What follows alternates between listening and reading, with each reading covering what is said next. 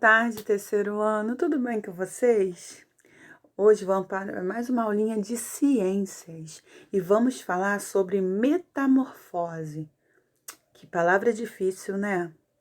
Mas com certeza vocês já ouviram falar sobre esse assunto. Já deve ter assistido em algum desenho ou em algum filme. Talvez não conheça o nome, mas com certeza já viram.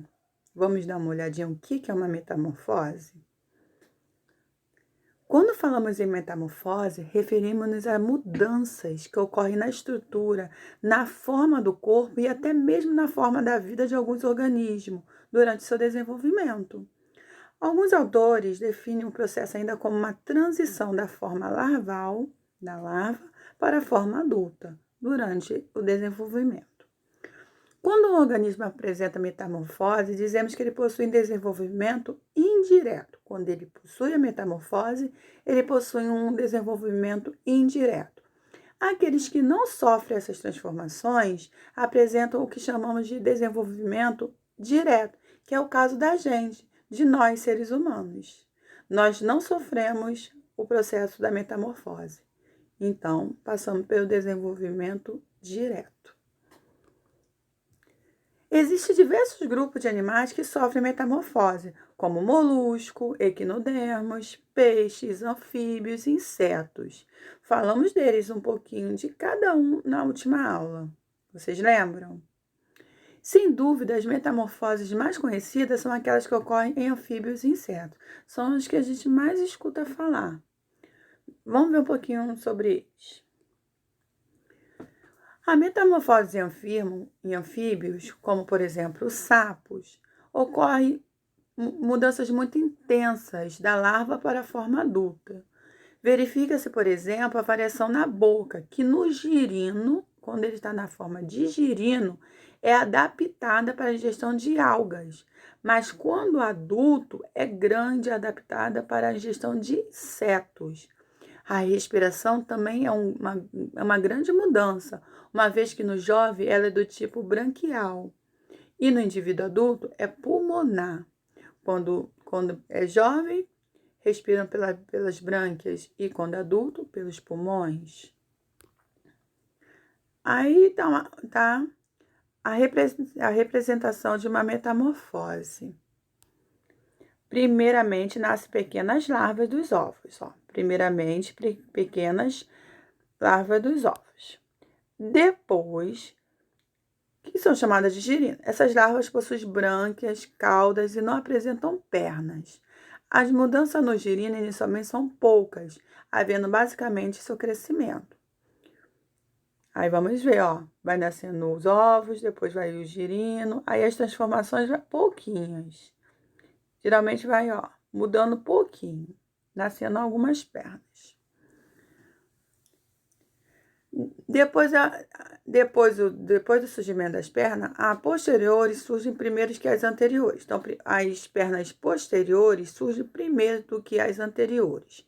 E o desaparecimento das brânquias. A cauda regride e o animal passa a apresentar seu aspecto adulto. Então, vamos voltar lá na imagem.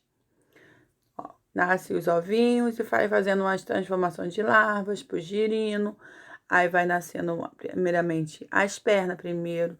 Depois vai sumindo a cauda até a forma adulta. A metamorfose dos insetos pode ser de dois tipos, completa ou incompleta. Na metamorfose completa, ocorrem mudanças claramente visíveis, uma vez que o estágio imaturo é completamente diferente do adulto. Já na metamorfose incompleta, as mudanças são graduais.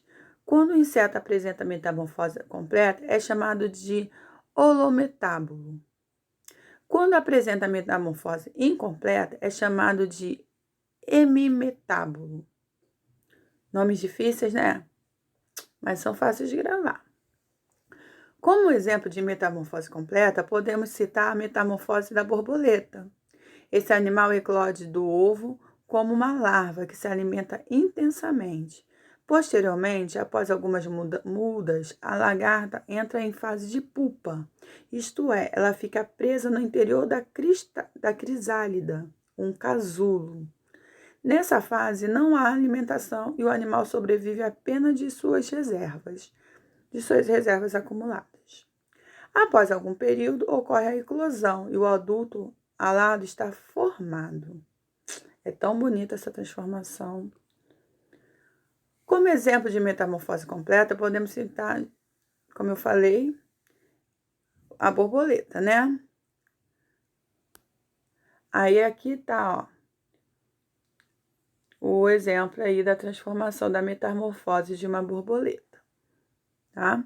Da forma de lagarta até o casulo, até se transformar numa linda borboletinha. Já na metamorfose incompleta, a modificação é gradual, é menos perceptível, tá? Esse tipo de modificação pode ser observado em gafanhotos, por exemplo. Nesses animais, observa-se um estágio imaturo, chamado de ninfa, em que o inseto não possui asa e seus órgãos reprodutivos são poucos desenvolvidos. Com o tempo, após mudas sucessivas, essas características vão surgindo até que temos um adulto com asas e pronto para a reprodução. Aí, gente, lá no livrinho de vocês, na página 29, eu vou colocar lá um exercícios para vocês fazerem, tá? Aí lá embaixo tá lá o jogo rápido, que tá escrito assim. Lá onde tá escrito jogo rápido, lá embaixo está escrito assim: a borboleta passa pela metamorfose em 3 etapas. Quais são essas 3 etapas da borboleta? Ela passa por uma metamorfose. E essa metamorfose passam por 3 etapas. Quais são elas? Larva, pupa e adulto. Larva, pupa e adulto. Aí vocês vão colocar lá: larva, pupa e adulto. Tá ok? Já na página 29, está um desafio. Lá em cima tem o desafio, que está escrito assim: observe a imagem ao lado e responda ao que se pede. Na imagem podemos perceber uma cena típica na época de Páscoa cristã, o coelho com ovos. Com base no que estudamos até agora, responda: o coelho é um tipo de animal que gera seus filhotes no interior de ovos? O coelho, ele coloca ovo?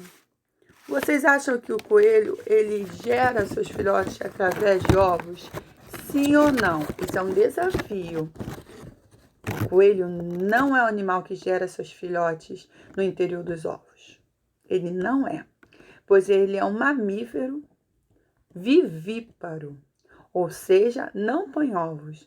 Os filhotes são gerados no interior da barriga da mãe. Então, não é verdade, o coelho não coloca ovo, tá? E lá no finalzinho do livro tem o é verdade. Lá no finalzinho do livro tem o é verdade, de verde, que tá escrito assim, ó: os sapos adultos respiram através da pele. Aí tem aqui a imagem de uma metamorfose de um sapo. Aí tá perguntando, ele tá falando assim: é verdade que os sapos adultos, eles respiram através da pele? É verdade.